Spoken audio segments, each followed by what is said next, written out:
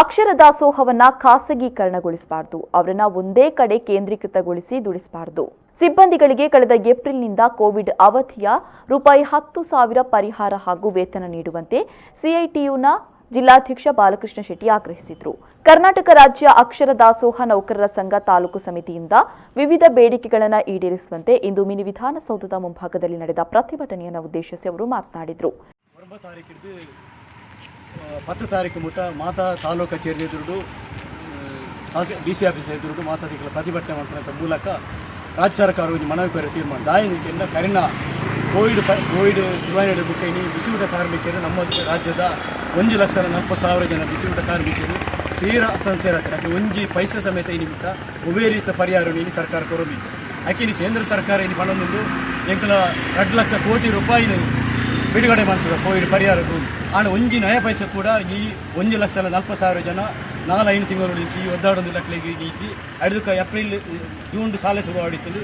June July ಇದು August ಬರ್ತಂದು ಅಕ್ಲೆ ಬೇಲೆಜ್ಜನ್ನು ಅಕ್ಲೆ ಇಲ್ಲಲು ಉಳ್ಳೇರು ಬೇತೆ ಬೇಲೆಜ್ಜಿ ಓಳೆಜ್ಜಂಚಿನ ಪರಿಸ್ಥಿತಿ ಉಳ್ಳೇರು ಅಂಚದು ಸರ್ಕಾರ ಕೂಡಲೇ ಮಕ್ಕಳಿಗೆ ಒಂಜಿ ಕೋವಿಡ್ ಪರಿಹಾರ ಆದ ₹6,000 ಏಕಗಂಟೆ ಅಕ್ಲೆ ಪರಿಹಾರ ಅಕ್ಲೆ ಕೊರಡು ಅವತ್ತೊಂದು ಅಕ್ಲೆಗೆ ಮುನ್ನ ಜೂನ್ ಹಿಡಿದು ಪಕ್ಕದ ಸಂಬಳನು ಕೊರಡು ಬಂದ್ಪಂಚಿನ ಬೇಡಿಕೆ ದುಂಬುದು ಈ ಹೋರಾಟ ನಡ್ತೊಂದು ಅಂಚದ ಈ ಹೋರಾಟಗೂ ಸರ್ಕಾರ ಮುನೀಜಿನ ನನಲ್ಲಂಜಿ 20 ತಾರೀಕು ಹಿಡಿದು ನಿರಂತರವಾಯಿನ ಹೋರಾಟ ಇನ್ನು ಎಂಕಲು ದಾನಂಡಿ ಇನ್ನು ಕೋವಿಡ್ ಬತ್ತಕ್ಕೆ ಇನ್ನು ಮಾತು ಎಂಕಲೆ ನಿಯಮಗಳು ದಾಯಂಡ ಎಂಕಲಿಲ್ಲ ಎಂಕಲ ಕೋವಿಡ್ಗೆ ಸರ್ಕಾರ ಎಂಚಿನ ಮಾತೆಗಳ ಬದ್ಧರಾದ ಹೋರಾಟ ಮಂತೊಂದಿಲ್ಲ.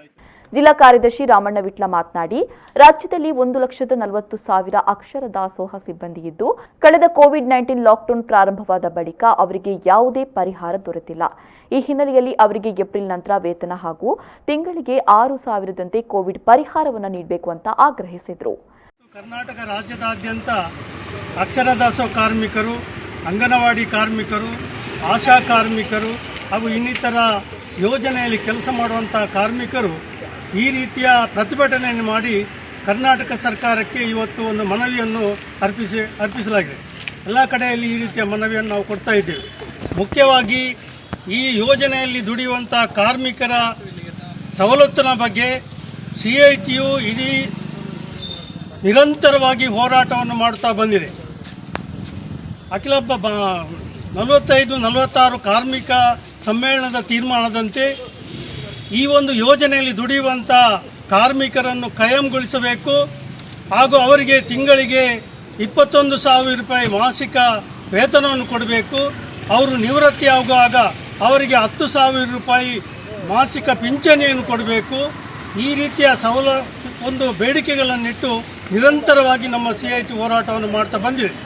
ಆದರೆ ಕೇಂದ್ರ ಹಾಗೂ ರಾಜ್ಯ ಸರ್ಕಾರಗಳು ಈ ಒಂದು ಬೇಡಿಕೆಗಳ ಬಗ್ಗೆ ತೀರಾ ನಿರ್ಲಕ್ಷ್ಯವನ್ನು ವಹಿಸಿದೆ.